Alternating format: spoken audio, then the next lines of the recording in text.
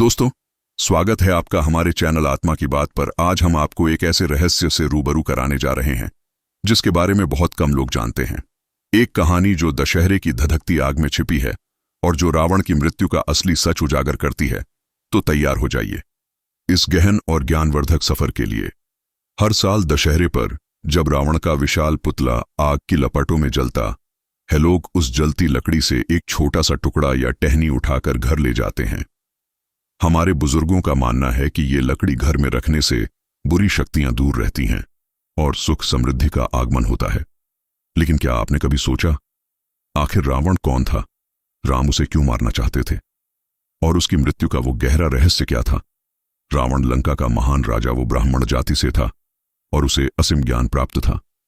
वो शिव का परम भक्त था, अपार शक्ति का स्वामी और एक ऐसा विद्वान जिसका ज्ञान ज्योतिष, संगीत और शास्त्रों में बेजोड़ था।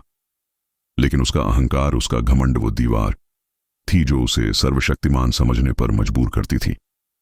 रावण ने अपनी तपस्या से शिव को प्रसन्न किया और अमृता का वरदान तो नहीं, पर ऐसी शक्तियां हासिल की कि उसे हराना लगभग असंभव था। फिर भी उसका अहंकार उसे ले डूबा। लेकिन दोस्तों, राम और रावण का टकराव सिर्फ एक युद्ध नहीं था।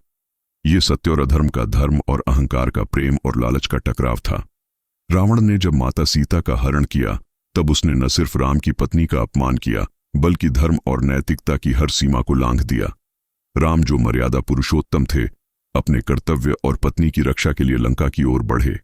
लेकिन क्या आप जानते हैं, राम ने युद्ध से पहले शांति का रास्ता चुना था। राम ने युद्ध की शुरुआत से पहले रावण को शांति का प्रस्ताव भेजा। उन्होंने अंगद को अपना दूत बनाकर लंका भेजा और रावण से कहा, रावण, अभी भी वक्त है। सीता को सम्मान के साथ लौटा दो और इस युद्ध को टाल दो। लेकिन रावण का अहंकार इतना बढ़ चुका था कि उसने राम के इस प्रस्ताव को ठुकरा दिया। उसने अंगद का अपमान किया और युद्ध को चुना। राम ने हर संभव कोशिश की थी कि खून खराबा न हो, लेकिन रावण की जिद ने युद्ध को अनिवार्य बना दिया। फिर शुरू हुआ वो महायुद्ध। राम और रावण का संग्राम पूरे 9 दिनों तक चला। हर दिन नया संघर्ष, हर दिन नई रणनीति। रावण की सेना इतनी शक्तिशाली थी कि देवता भी आसमान से देखकर चिंतित हो उठे, क्या रावण अजेय साबित होगा? लेकिन राम के साथ थे हनुमान, सुग्रीव और सबसे महत्वपूर्ण उनका भाई विभीषण, जिसने रावण का साथ छोड़कर धर्म का पक्ष चुना। विभीषण ने राम को एक ऐसा रहस्य बताया जिसने युद्ध की दिशा बदल दी। रावण की मृत्यु का राज उसकी नाभि में छिपा था। साधारण बाणों से उसे मारा नहीं जा सकता था। रावण का प्राण एक विशेष बाण से बंधा था जिसका नाम वज्रास्त्र था।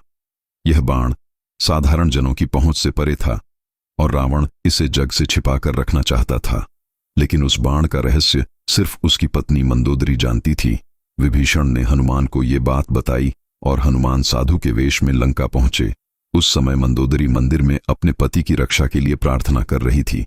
हनुमान ने साधु के रूप में मंदोदरी से कहा, देवी, रावण का वध असंभव है, लेकिन वो विशेष बाण जिसे रावण ने छिपाया है वही उसका अंत कर सकता है। जल्दी से उसे कहीं सुरक्षित छिपा दो।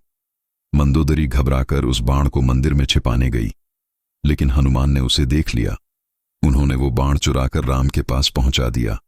राम ने उस विशेष बाण को साधा और सीधे रावण की नाभि पर निशाना लगाया।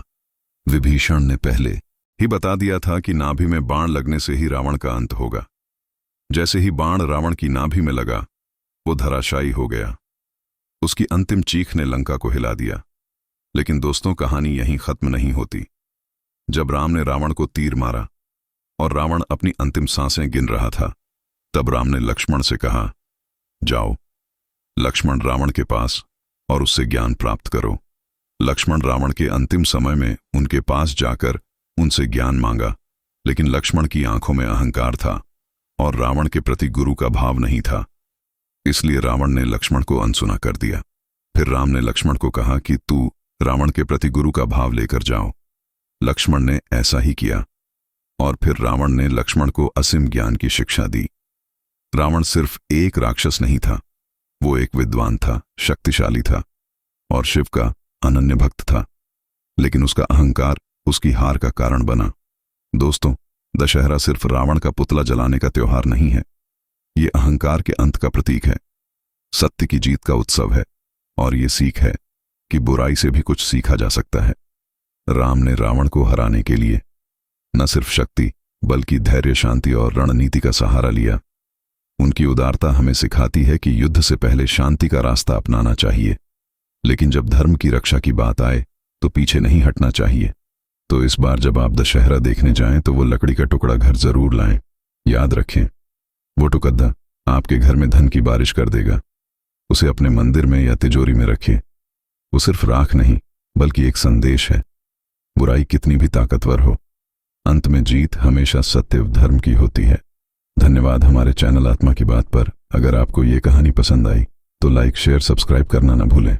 जय श्री राम।